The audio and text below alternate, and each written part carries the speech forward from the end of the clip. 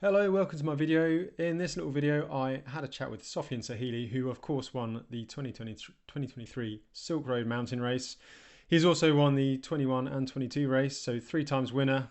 So we run through his race and have a nice little chat about it. And also at the end of the video, we touch on the state of bikepack racing, the influence of kind of pro racers coming into it, and also touch on Lachlan Morton and his Tour Divide FKT attempt. So yeah, watch on and enjoy. I'm Sofiane Sehili, and I'm a good friend of Josh. And incidentally, I'm a bikepack racer as well.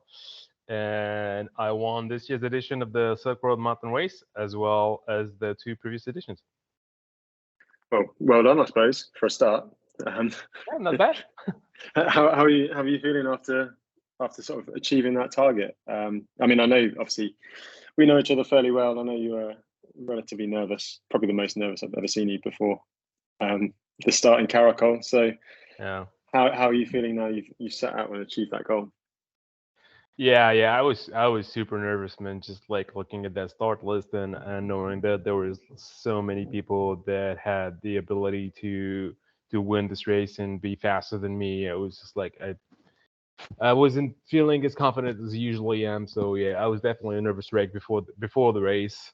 Um, it feels good for sure to have achieved that third win. I'm not actually sure that I completely realize what it means because I do it, then it's time to recover, then it's time to travel home, and then I'm home, and then I'm just like trying to deal with all the solicitations and seeing these people and this interview and stuff like that. And then it's not like I've had like a lot of time to reflect on what happened, but it's done. And I think, yeah, that maybe one day I'll just be sitting in my house and I look at my 3 little hats and I'll be like, wow, okay, that's a pretty big achievement. Yeah, and to be honest, even from a personal experience, I mean, you don't realize what you've just done. I mean, I didn't win, but even just that whole being out there for 7 or 8 days, maybe more, it's pretty special, isn't it? And I don't think I've fully kind of appreciated it yet. So I just, imagine you've got all that to deal with, plus the fact you've won it, which probably is going to be something that, like you say, catches up with you at some random moment in the future when you sit there and you're like, oh, yeah, I did that. That's pretty Yeah. cool. Yeah, and I remember when we chatted like right after the race, and you told me, yeah, actually, it's not that hard. Like, yeah, yeah, it is, man. But yeah, the fact that you just completed it fairly smoothly, it seems. Looking at your video, it doesn't seem that you had major problems. So I think that it went fairly well for you. But it's still a hard one, man. It's still a big one, and there's Yeah, lots of things that can go wrong, and it takes a lot of experience to actually come out of this one unscathed and manage to get to that finish rather fast. yeah. I mean, and I'm learning, like probably it was just the first few days after the race, and I'd not really realised what I'd done, and my body hadn't realised what happened. But I've lost a lot of weight. I'm sure you did too. I mean, well, the last time I saw you were in Bishkek on our like Yeah. two course steak dinner, order one course and then immediately order another course. And to be honest, I've just been eating chocolate biscuits ever since, and I'm still like 71 kilos. And I went out to the race at 72, Right. so Yeah. it's I can reassure you that I've regained all the weight that I've lost during the race. But I've barely been on my bike since I finished the race. yeah. Well, I think you just need a break, don't you? And I'm similar. I mean, you've probably done like 3 months worth of normal people riding in a week, so Yeah, in about a week for sure. it balances out. But let's talk about the Yes. race anyway, because Yeah. I mean, it didn't start very well for you, did it? Obviously, you crashed in the first hour uh, in the neutral section, or just after the end of the neutral section. What happened there?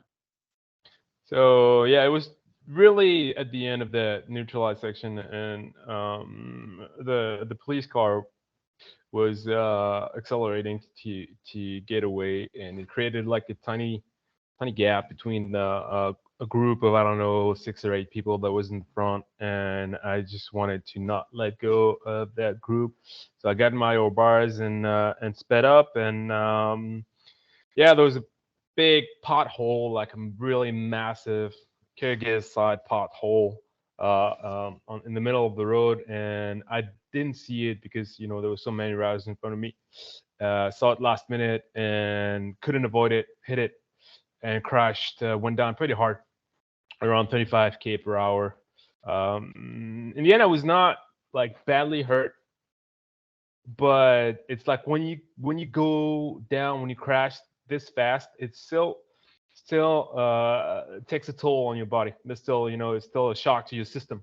It's not something that you just get up, and it's not like crashing at 20 or 25 per hour or whatever. And you'd like, yeah, it takes its toll. And for pretty much the first 24 hours, I was not feeling well at all. I mean, I could pedal, but my legs were pretty much okay. I mean, I could catch a lot of people in this field, and I managed to get to that checkpoint in 7th position. But yeah, I was not feeling myself, and honestly, also mentally, it's just not a good start at all. I mean, for such a big event, and so many contenders, you want to have uh, things that go smoothly and be able to just to focus on the pedaling, on the racing.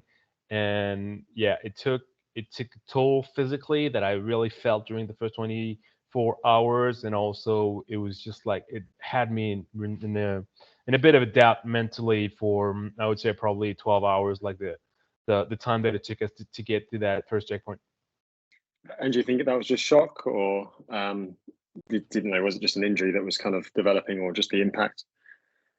I think it was I think it was just the shock. At first, I wondered if I hit my head. I looked at the helmet. It was like a tiny bit scratched, but nothing too bad really. And I could feel maybe a little bit of pain in my neck, but not that much. So I don't think that I was concussed. I mean, definitely I wasn't concussed. Otherwise, things would have gone completely differently. So I wasn't concussed, but yeah, maybe my head hit the ground, but not to the extent that it caused damage. But yeah, that shock waves that goes through your body when you crash at high speed and you go down quite hard. Yeah, and I suppose we were going straight up to basically 3,000 meters as well, so the altitude's a factor, and it was quite hot, and the wind. It was one of those deceptive days, wasn't it, with quite a strong wind, which cooled things off. But I think everyone was probably quite dehydrated, so a number of factors that could have made you feel a bit rough anyway. Yeah, and so the thing is, last year I acclimatized really well. I went riding, climbed several passes above 3,000 meters, but then I think I exerted myself too much, and I got ill before the start, which obviously was a bit of a problem. Even though I managed to recover during the race to win it. But this year I wanted to be cautious, and noticing that I had real trouble adjusting to the jet lag, pretty much like last year. I was like, okay, if I keep riding and climbing really high passes on very little sleep, I might run into the same problem, which is like I will be tired, I will be fatigued, I will not be able to recover from my efforts in the day, and I might again get ill before the race. So like, okay, I'm gonna just, even though the plan was to acclimatize, I was like, okay, I'm just gonna take it easy and focus on getting over that jet lag. Make sure that I get quality sleep before the race. And so instead of going at altitude where it's much harder for me to sleep, I just stayed in Karakol for quite a bit of time. And in the end, it was a good decision because I did get over that jet lag. I did get some really good sleep there, and I showed up on the race day being well rested. But the drawback is that I wasn't really acclimatized, and when I get to that, well, the first pass was okay, but the second one, which is 3,800 meters, and one also that I did at night, Whew, that was hard, man. Yeah, that first time, like close to 4,000 meters, I could really feel that altitude and how it's just like super hard to function. I'm not even gonna perform, but function at that kind of elevation.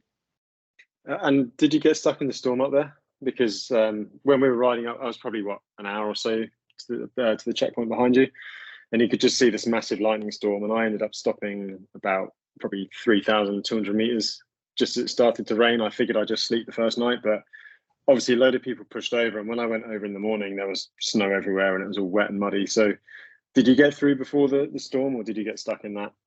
I got through during the storm, actually. I passed that little military checkpoint before we started climbing that second pass, and I would say that probably halfway up the climb it started raining. It was raining quite heavily at first, so I immediately stopped and put on all my cold weather gear as well, rain gear, and then I kept riding. But yeah, basically it's just that heavy rain then turned into sort of a light rain as I got closer to the top, and then it stopped probably 200 vertical meters before the top. It was just cold, but it was not like I was really fearing that it would like rain heavily during that whole climb, but it actually turned out to be quite okay, and the bulk of the rain was actually probably around 3,000 meters, and then afterwards the downhill. It was of course the ground was wet, so you ended up being fairly muddy from that wet track that you were going down on. But then yeah, it was just the downhill all the way to lower elevation. So towards the morning, I was okay. And that's what I found about Kyrgyzstan, obviously being my first experience. You go over some massive high pass, and the weather can be pretty crappy, but then you're going to drop down for half an hour, an hour. You cover quite a lot of distance, so quite often you end up running out of it. I found the same on Kyrgyzstan. It started snowing and hailing at the top, and it's 25 degrees at the bottom. So it's kind of easy to get yourself into trouble in Kyrgyzstan, but sometimes you can get out of it just as quickly. In my experience, I'm sure you probably felt the same. That's what happened. Pretty much the only time that I got caught in a snowstorm on the race for the first year that I did it, and we were going towards Kyrgyzstan. I don't remember the name of the pass, but it started raining at rather low elevation, like around 3,000 meters, and the pass was 3,600 meters high. It was raining. It was actually snowing quite heavily. So it was my first time racing, so I was quite worried, and I wondered like, what should I do? Should I keep going? Should I find shelter? And I decided to keep going. And yeah, exactly. That's usually what happens in Kyrgyzstan. Is like, even if you have some really bad weather elevation, the thing is like you need to bite down on your mouthpiece as you make your way to the top. And once you're at the top, you're just gonna find much better weather once you get at lower elevation in that valley. Yeah, I mean, generally it was pretty good. I mean, I've only had one experience, but on the whole, it was too hot most of the time.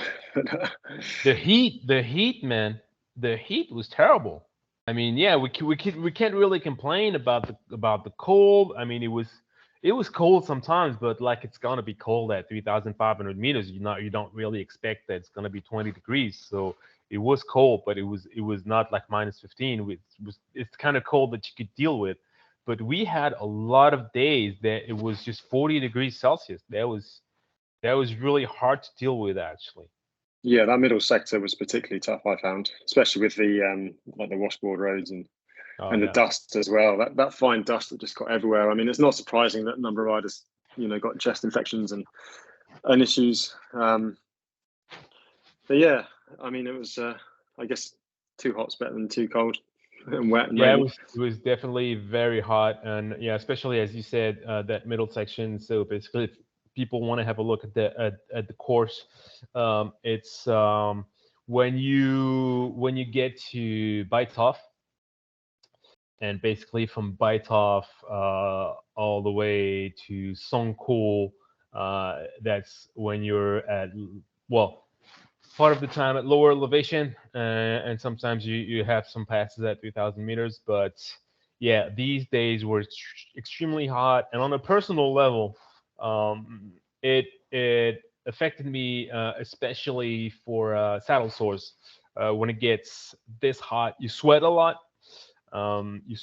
Which means that your bib shorts get wet and covered in salt, and that mixture of humidity and salt just like makes the skin of your butt cheeks quite tender, and then it's just a recipe for disaster. That it's just gonna, as it is, that tender. It's just much easier to get saddle sores, and I would say that at the end of the race, I wasn't sure that I would have been able to keep going for much longer, because yeah, my butt was in bad shape. And did you manage to get a shower at all in the race and clean your kit? Yeah, I did. But I mean, I usually like, I'm like super thorough with showering, cleaning myself, cleaning my bib shorts, just exactly for that reason, that I wanted to avoid saddle sores as much as possible, and I want to be able to, to keep standing on my saddle as much as possible. But yeah, this year I only could get one shower in Baitov. Thankfully, it was kind of in the middle of that race, so it came at the right time. But yeah, that's the only shower that I could take, and it's the only time that I could clean my bibs. And over a week worth of racing with these kind of temperatures, that's definitely not a lot and not enough. Yeah, I mean, I found the same. I had one shower at CP3. Well, I say shower. I cleaned off the top layer of dirt, and I remember I had two sets of shorts with me. I didn't take them off once in the first 4 days because, I mean, it was so cold at night. There was no way I was going to take my Yeah, clothes off to get my yeah, sleeping bag. I was just getting straight in there, and then it was day 4. I think I changed them, and then it was like, say, 40 degrees in that Beethoven area, and then I was just covered in salt straight away. So I should have just yeah. left the old shorts on. But it's No, part of it is. racing, isn't It it? is. Yeah, it is. It's just that Kyrgyzstan is much trickier because, as you said, for example, you cleanse yourself at CP3. So checkpoints are places where you can get some food and some sleep, but they're yurt camps. So yurt camps, sometimes you have a shower, but most of the times you don't. For example, at CP2, I was there, but I was not able to shower.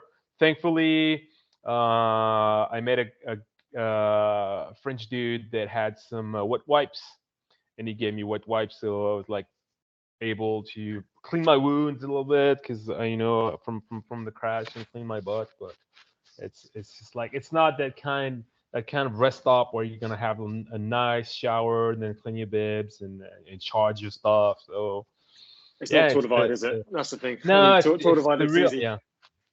The challenges of Kyrgyzstan are real, man. It's a Yeah, whole different world. I learned the hard way. I managed Yeah, to not get any accommodation apart from one of the yurt camps. I yeah. managed to fall in between the towns every single night. Um, but there we go. So back to sort of the race. So the first 24 hours you got through, and if you look at the map, it was kind of a start loop over that 3,800 meter pass, and then back down to about 1,700 meters before it started properly on the way up to the Arabelle Plateau. What was happening for you during the race at that point? Did you get your kind of momentum back on the second day, and how did you make your way up to the front of the race again? Yeah, so the first night I felt really, really tired, like much tired than I usually am on the first night of a race. Did you sleep? I did not. It's I kind of wanted to. The thing is,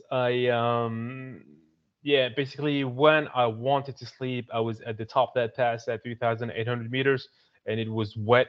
And then I decided that it would be stupid to stop the downhill to sleep at some point, so I just kept going downhill. And then I was in this little bit of a bit more um, inhabited area, so there was I don't know. In a ways, it was more opportunity to sleep, and in a way, I didn't feel really comfortable stopping there to sleep.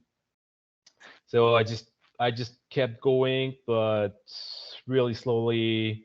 And I think I was kind of in the process of getting over that crash and just like on the way to being my usual self. And in the morning, when the sun got up, I felt better. I didn't have any lingering effect of that crash, and I could just keep going. So, and I feel that that it was pretty much the start of the real Silk Road for everyone, because let's be honest, the first how long was like 400k, Something like pretty that, easy, wasn't it? honestly pretty easy. 430k, not a lot of elevation, just like that one high pass at 3,800 meters, but the surface was pretty good. A lot of tarmac. Just yeah, I think for a few of us, it just took 24 hours to cover 430 kilometers, which on the Silk Road is crazy. But Yeah. that's pretty much when the race started. That beginning of day two, it's you get to that little town called Saru, and that's the turnoff to Juku, and that's when the surface gets really shitty for the rest of the race, and that's Yeah, I when found out all the the hard way hike there. yeah, all the hiker bikes they're after these four spurt 100 kilometers, and yeah, all the hard stuff is after that. The first 400 was just a prologue actually, and but yeah, I was feeling okay. I was definitely in a mental state where I was like, I have no idea where I am in the rankings. But I don't expect that a lot of people rode through the first night, so I should be quite okay. And yeah, I was just happy that I knew I was gonna be able to make it to the finish, or at least if I would not make it to the finish, it would not be due to that first crash, but that I didn't really pay a high price for that first crash, so I was in fairly good spirits. I was just happy to be riding my bike in these crazy mountains of Kyrgyzstan. So when did you first become aware of your position in the race, and when did you first like feel like you were racing and kind of battling for that lead? Because there was a couple of riders that kind of drew away from the rest of the field, wasn't there? You know, were you aware of that? Yeah, no, I wasn't really aware of what was going on. I could only assume, who would have raced through that first night, or who would have been able to even like get some sleep on that first night and then be fast enough to catch up with the people that had not stopped. So I had like a little bit of an idea. One thing that I would also do is check the tire tracks on the course to see if there were several or just a couple. It's not a very accurate way of determining how many people there's in front of you, because there's quite a bit of bike tours in Kyrgyzstan. So it's not. Sometimes you see tire tracks, but it's just people that are casually riding their bikes around the country.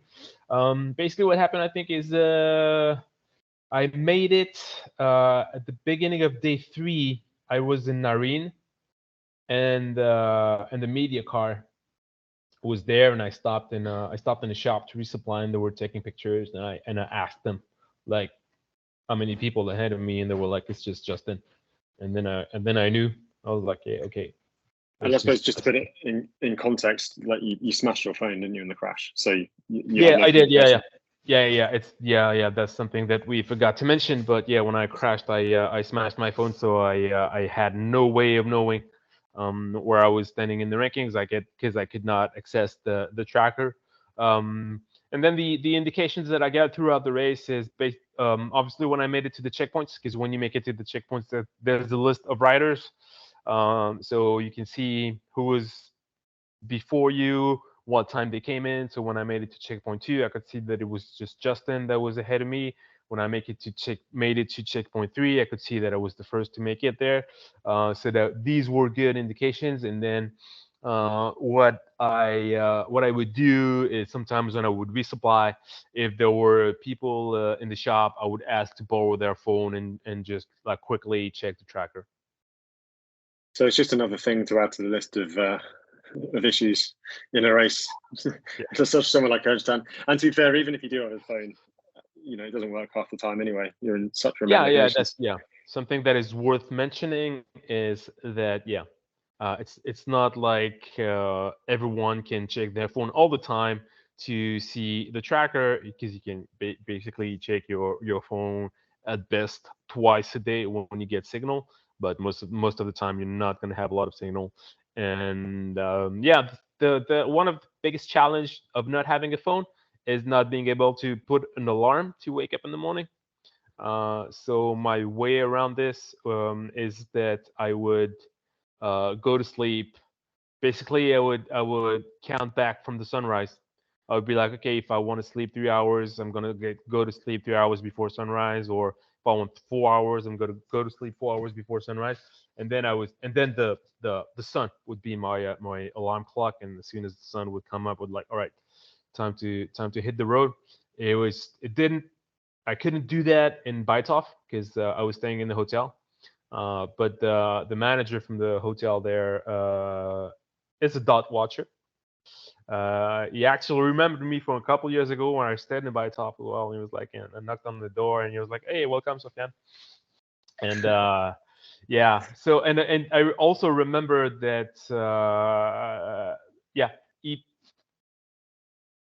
yeah, people need to be aware of something about Kyrgyzstan, is that people don't sleep a lot. People go to bed late and they wake up really early. And if they have to wake up at some point in the middle of the night, they will do it. They will not be annoyed by it.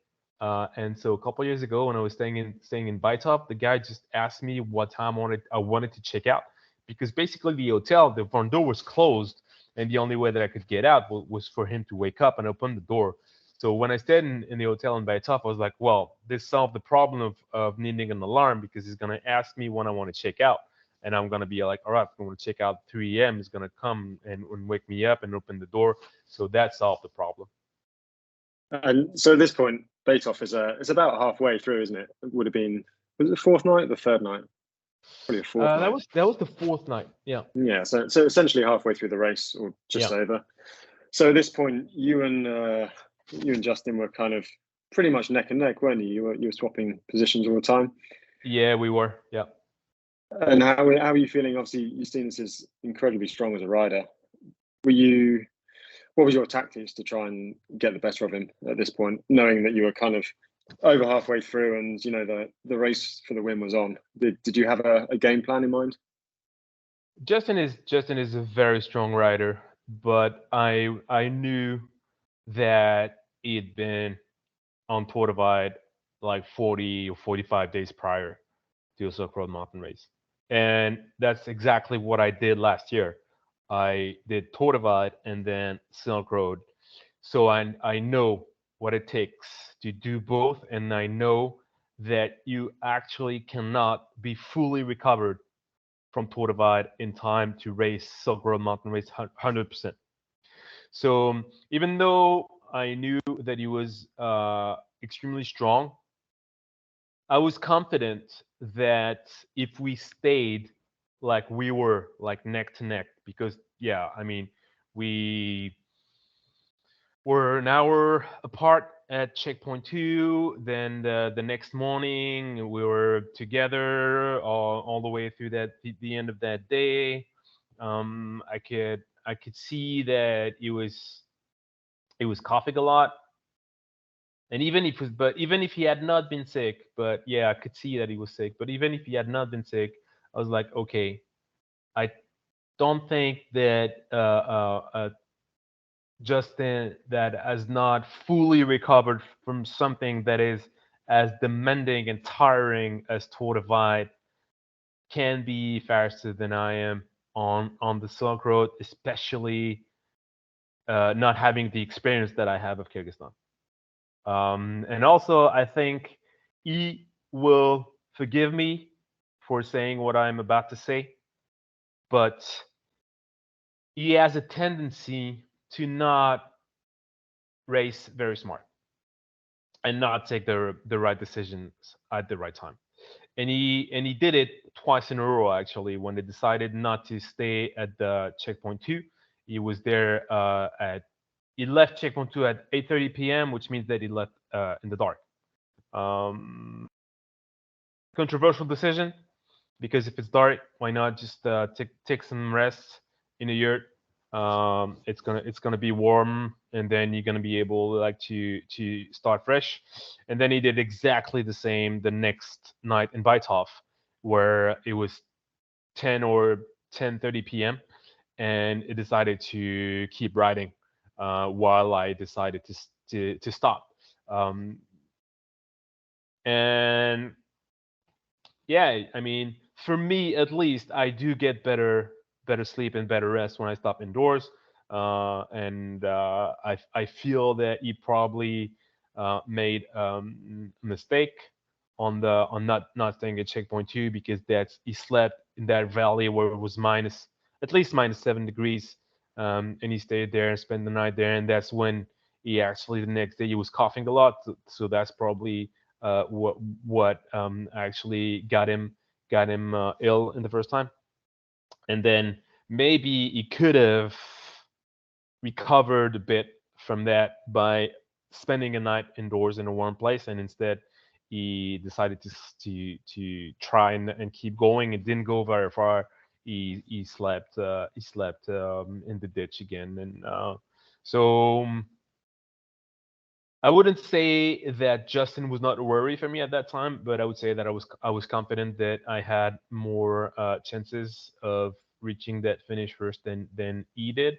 And then Baitov was when I started to be a bit worried about Jakub, because I stopped in Baitov, checked the tracker at the hotel, and I could see, all right, he's like right there. I was in Baitov, I was in that hotel, and he was probably 20K away, just getting to the town. Was like, it's yeah, pretty much the midpoint of the race, and it's gonna be hard to shake him. And I don't really know him, and I didn't know him better at that time, but to me he seemed, at least that's what I assumed at that time, like a very calm and collected racer that would not make a lot of mistakes, that knew Kyrgyzstan very well from winning the race in 2019. And I knew that it would be there, and that there was a good chance that it would keep breathing down my neck all the way to the finish. Well, yeah, and that's the thing. You don't win the Silk Road Mountain Race by accident, and he won it 2019. And he just riding consistently, and he took the lead with a couple of days to go, didn't he? So I can imagine it was a bit of a worry for you, knowing he was closing in, and there's a big descent into Baitov as well, isn't there? So that 20K is Nothing. like an hour. Yeah, it's basically the same time. Yeah. So how did the second part of the race develop for you? Obviously, the main worry for you was Jakub. Did you kind of rule out Justinas at any point? Did it become obvious that he wasn't going to be a factor in the win, or did you just kind of like, just kind of find yourself leading without even realizing? Yeah, so I left him in Baitov. I went to the hotel. He kept going.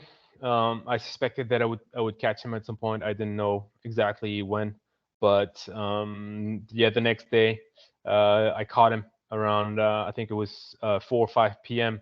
He was laying under a tree on his mat, coughing a lot, and I think he was even coughing a little bit of blood. The media car was there, so I just stopped for, I don't know, 10 seconds, whatever, to ask Nelson how he was doing. And he told me that he was okay. He was just coughing a lot. But at that time, I was like, I've been there. When you have breathing problems on the Silk Road, it doesn't mean that you're gonna scratch, but it's gonna slow you down. And if it slows you down, and it's a battle between Jakub and me, and we're gonna push each other, then it seemed pretty obvious to me that it would be very complicated for Justin to go and get that win. Yeah, the last time that I saw him was that night. So after passing him under that tree a little bit after Kazarman, he caught me at the top of a big climb that is before the last the one that goes up to Sonko, and we rode just a little bit, like maybe 30 minutes to together, and I could see that he had to sometimes had to just to stop riding to be able to just to cough and breathe. And I was like, yeah, you can't be that ill and content for the win. So especially given the high passes still to come, because it's the sustained high altitude is early on, but there's some pretty big old passes in the last third of the race, really, isn't there, with Kyrgyzstan and the big hike up to the finish. That's the highest point of the race, I think, isn't it? Just under 4,000 meters. Yeah, there's several passes that are close to 4,000 meters. Yeah, plus the bonus climbs. I can't see there much bonus in those being there. So it's a series of three climbs that you do Kyrgyzstan, and I mean Nelson will probably tell you that the worst of it's over by that point. But then you've got three smaller passes, and we're talking Kyrgyzstan smaller passes, so under 3,000 meters, but probably over 2,500 meters. By this point, you're kind of used to it. 2,000 or 2,500 meters feels like sea level. But yeah, these passes, you just walk up them. They're just ridiculously steep. Oh yeah, the gradients there. The gradients are crazy.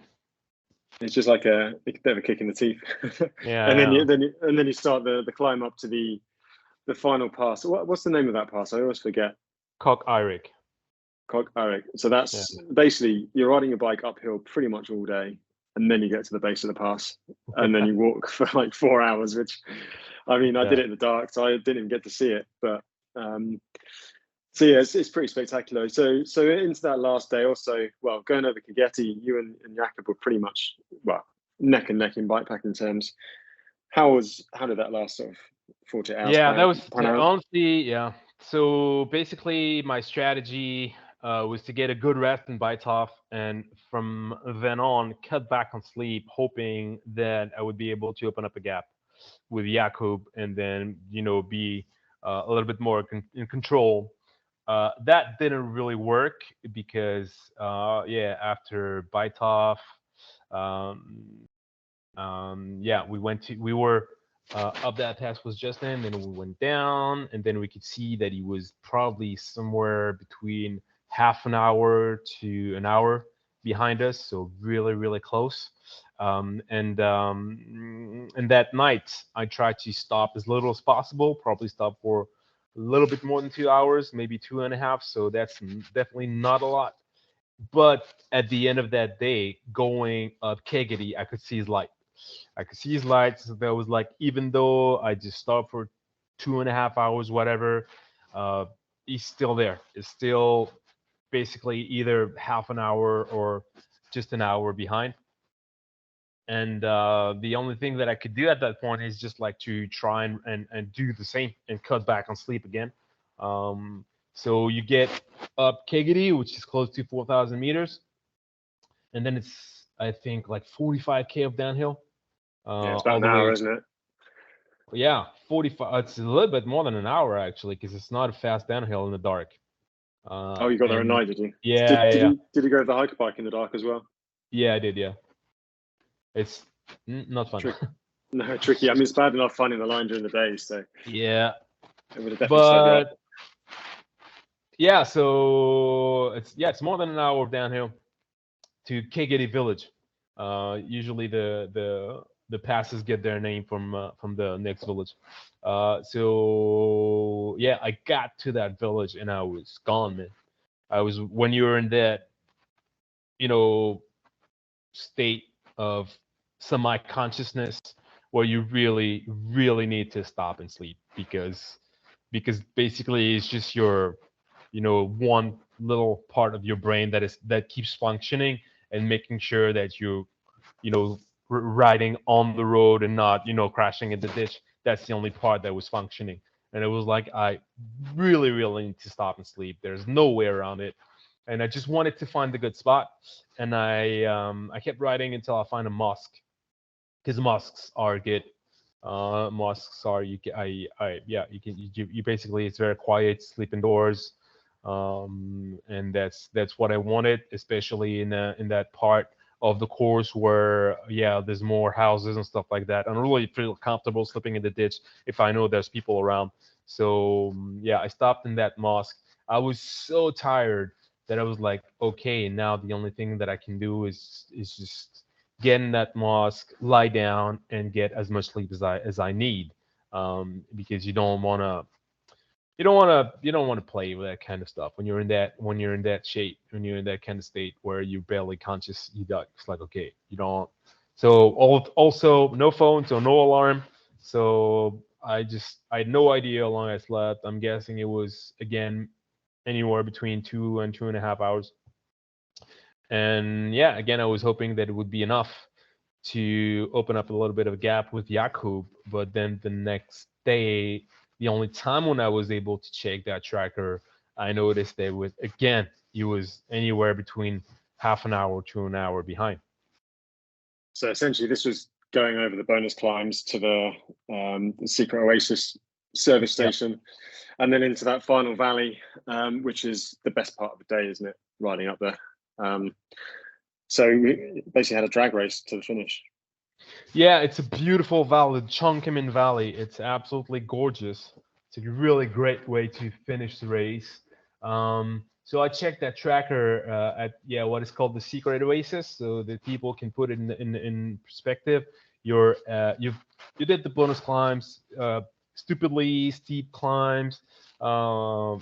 Again, beautiful though, and you have like that little stretch of tarmac, and then you get in the valley of that river that is called the Kemen River, and you gradually go up for I don't even know how long. 100K, I think. Probably 100K and what, 1,500 meters of ascent. Yeah, I mean, if you look at I'll put the map like overlay over the top here, but if you look at the profile, it kind of looks flat compared to the rest of it. But yeah, but I mean, in any other country, that'd be a mountain pass just to get to the base of the actual real pass. That's one thing I found in Kyrgyzstan. It's just the scale of the landscape is just mind blowing. It's like nothing I've ever experienced. You can climb all day, and then you could like just get to the start of the pass and then climb up to like 4,000 meters, like 4 hours hiking your bike. You don't get that anywhere else. Certainly not that I've experienced. And any elevation you're at, you can just add 1,000 meters to whatever you're used to normally. It just becomes the norm, doesn't it? So you reach it's crazy. Like that's what you were saying earlier, is that basically 2,500 meters at the end of the race is pretty much like sea level. Yeah. You're like, oh yeah, we're not that high now. Whereas if you were in Europe, you would be from the highest road of Europe. Yeah, but I mean, I slept the first 4 or 5 nights over 3,000 meters. Yeah. And then I slept at like 2,500 meters, and it just felt incredible. I just had such an amazing sleep. I mean, if you're in Europe, like you say, you barely sleep at that altitude.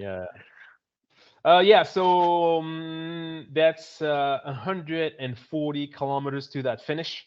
So basically, you have that gradual ascent to the bottom of the Kok-Arik Pass, and then you have Kok-Arik, which goes almost to 4,000 meters, in which is a 4 to 5 hours hike bike, and then you go down. Thankfully, it's all rideable, and then you have 17 or 19 kilometers of asphalt to the finish.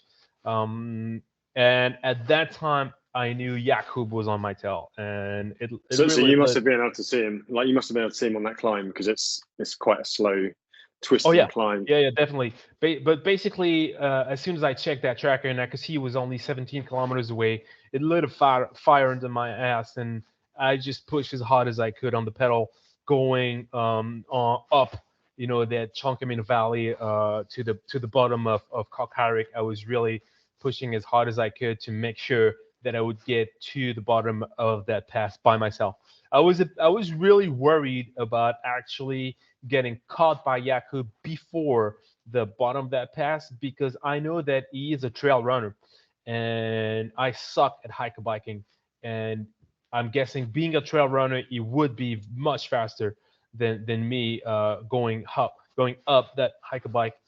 So that's what I was dreading actually. I was like, if we make it to the bottom of that pass together, then my chances of winning the race are really slim. So yeah, I pushed really as hard as I could. I was checking beyond my shoulder every 30 minutes or so, or every time there was like a bit of a calm, and you could see a little bit further back. I would check, and I was kind of really. Sometimes I wanted to check, but I was not checking because I was really too scared of seeing him. And yeah, thankfully I made it to the bottom of that climb by myself, and then I started hiking. And yeah, as you said, it's a long hike, and it got dark at some point. And yeah, I could see his light. I could see his front light. But the thing is, yeah, some people told me that on the tracker we was just 6 kilometers apart, and some people were freaking out. But the thing is, yeah, when you're 6 kilometers apart going up Cock Eirik, that's 2 hours. Yeah. That's That's how it's a fast you slow are. pass, isn't it? It is, yeah. And then it's all downhill to the finish. So Yep. assuming you don't mess up on the descent, you kind of almost home and dry, aren't you? Yeah. I mean, there's no. I mean, yeah, because seeing his light and seeing that it was quite far and seeing how slow it was to actually get to just to progress on that pass, I was like, yeah, it's worst case scenario from what I see is an hour away. But that's real like worst case scenario. So and then when you get to the top of that pass, there's absolutely no way that anyone is gonna be able to make up that kind of time going downhill and then just riding a flat paved road to the finish. So as soon as I made it to the top of that pass, I knew that the victory was in the bag. And did you play it safe on the descent, or were you just trying to get it over with?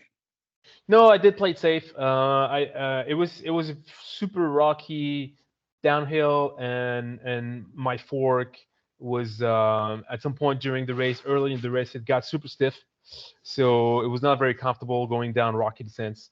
So I was going rather slow or slowish, and also I was so tired, just so tired that I was kind of in that uh, maybe not that semi-conscious state that I was in when I got to Kyrgyzstan village, but in sort of that daze where you kind of know what you're doing, but you're not really sure where you are.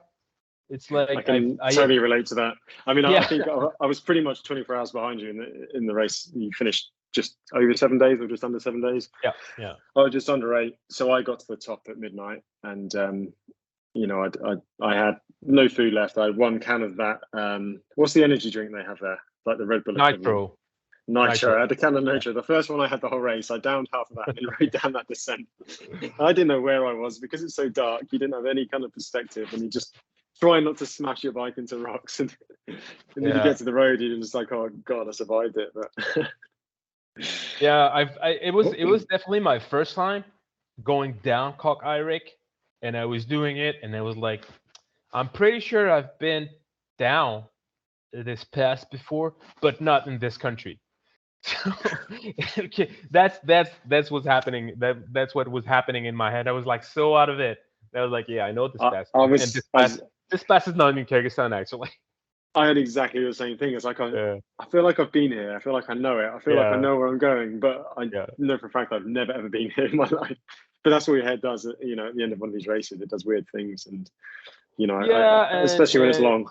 and for people that might watch this and be concerned for our safety, I will say that I made it to that tarmac stretch, which is kind of a busy road, even though it was late. It was around 1 a.m. I made it to that tarmac stretch, and I rode for probably, I don't know, 20, 25 minutes. And then after 20, 25 minutes, I realized that I needed to really be on my toes because the drivers in Kyrgyzstan are some of the worst in the world. 100%. That's the scariest and part of the whole country. you don't make it to the finish first if you don't make it to the finish.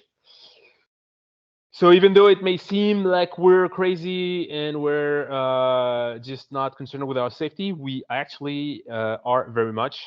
And I decided that I would actually stop and take a nap to make sure that I would be fully aware of what was going on around me during that 19K, that stretch of tarmac that leads to the finish. So I found a quiet spot, and I lie down for 15 minutes, and then I proceeded to finish the race. But yeah, basically the idea was like being in sort of a daze when you're riding off road and there's no one around you is okay. Pretty much the worst that can happen is that you have a slow speed crash, and then yeah, you like, all right, you get back on your bike and then you keep going. But when things that are far more dangerous than this can happen, just know that we know what we're doing, and we will make sure that we are fully aware of what's going on around us, and that we will hug that shoulder. Even though there's two lanes there, we will actually really be really close to that ditch to make sure that we don't get hit by a crazy Kyrgyz driver. Yeah, and it's amazing how self-preservation does kick in these things. You know, you do have like a baseline instinct that just to stay alive. And yeah, on a road in Kyrgyzstan, I mean, there was very few roads, but I don't know. It's the drive out to the start to Karakol is probably one of the most dangerous things I've ever done. It made riding down a 4,000-meter mountain in the dark after 8 days riding seem pretty safe, to be honest. yeah. So you rolled in, took the win. What was your final finish time? Can you remember exactly? Yeah, 6 days, 17 hours, and 47 minutes, I think. Or 43 minutes. 43 minutes, because yeah, we left at 9:04 instead of leaving at 9. Sounds about right. Nothing goes to time. Yeah. And then so Jakob rolled in. It was just under 2 hours behind, wasn't he, in the end? I think it was like a little bit over 2 hours behind, like 2 hours and 40 minutes behind. Yeah, it was actually really surprised that he was not further behind. So it was a comfortable enough gap in the end, in the grand scheme of things, but still incredibly close after 7 days basically racing. Yeah, super close. Not as close as it was last year with James, but still, quite close. And yeah, for example, it's just like it makes some decisions that I took during the race. It makes me put them in perspective. Like, for example, there was a couple places where I could have stopped to buy a new phone, which would have taken anywhere from 30 minutes to an hour. And if I had elected to do this, it would mean that at some point we would actually have been neck to neck with Jakub, like at that secret oasis when he was 17 kilometers behind me. We would have been there at the same time, and then it would have meant a whole different story of just trying to drop each other, going up that Chonkamin Valley, or making it to the bottom of Kokairik together, and maybe him being faster on his feet than I. So every time that I took the decision of just saving 10 minutes there, 20 minutes there, it was the right decision. It all adds up, and I felt the same. Obviously I wasn't battling for the win. I ended up 7th, but I was only a couple of hours behind joint 5th in the end, Lucas and Sebra, and only about 4 or 5 hours behind Stephen in 4th. And I'm sure you've done the same thing. You analyze afterwards. I mean, maybe not so much when you won because you're ahead. But you're like, well, if I'd have not done this or I'd done that, or you can soon find that gap in your head quite easily. And I think it's great for the sport, really, because things are so tight now. I mean, I worked out if I'd been racing last year and had the same time back behind you. I mean, we had this discussion at dinner, didn't we? I probably would have been on the podium, but this year I was 7th, and it was a bit of a scrap for that. So it just shows that the sport really is developing, and there's so much strength and depth, and I think it just makes the results and winning the 3rd time even more impressive. So, congratulations. Thanks, man. It is getting faster and faster for sure, and And yeah, if you've raced in 21, probably you might have won it. And No, don't say yeah. that. All right. Yeah, and if you look at Badlands, which just ended yesterday, yeah, it's getting faster and faster every year. It's like crazy fast, crazy fast this year. People that we don't even know, like former pros, former road racing pros, mountain bike pros, showing up and making things super fast. And I mean, for guys like us, things that are 700, 800K, it's pretty much over. We'll never Yeah. win these races anymore. It's just they're for pros now, pros and ex pros. That have that kind of engine and that like 400 watts FTP, and that's going to be their territory now. And pretty much all we can do now is like hold on to the 1 week long events or 2 weeks like Tour de Var and stuff like that. And even Tour de Var, I'm curious to see what's going to happen with Lachlan, who's on the course at the moment. I'm not sure what he's doing actually. Looks like he's stuck in the basin in the mud. I mean, the conditions have been Yeah. terrible. So, but I think he was up or about Mike's record, but he's sleeping like 6, 7, 8 hours a night. But these guys can just ride so hard. That tracker is a little bit confusing though, because it's basically like he's racing Mike's record, but we don't really. I would have liked for the tracker to be on track letters, because that's traditionally where the Tour Divide and the FKT tracker is, and you can clearly see the course, you can clearly see the dots. So for me, it's a bit confusing because I don't really know which course he's riding. According to the Follow My Challenge tracker, it's quite a short course that is around 4,100K. So I don't know which course it is. I think it might have been the one that Mike set the record on before Coco Claims and all of that. But I think there's been some forest fires and stuff as well. Yeah. So I mean, it's August in the States. It's either going to be on fire or it seems to be muddy. Like Tour Divide's a mess at the moment with conditions. It's like I mean, no. I mean, all due respect to Lachlan, who's an incredible athlete. I think it's a bit confusing that tracker and that attempt where I think he stated that he doesn't really care about FKT, which I do believe. I do believe him when he says that because he seems like, I don't know him personally, but he seems like he's a very no nonsense kind of guy and just genuinely enjoy riding his bike and doing these kind of really long events. But I think that the communication that surrounds the event, that is probably in the ends of EF Pro Cycling, is weird because either you're doing that same course that Mike did, and then you're shooting for an FKT, and then that FKT dot makes sense.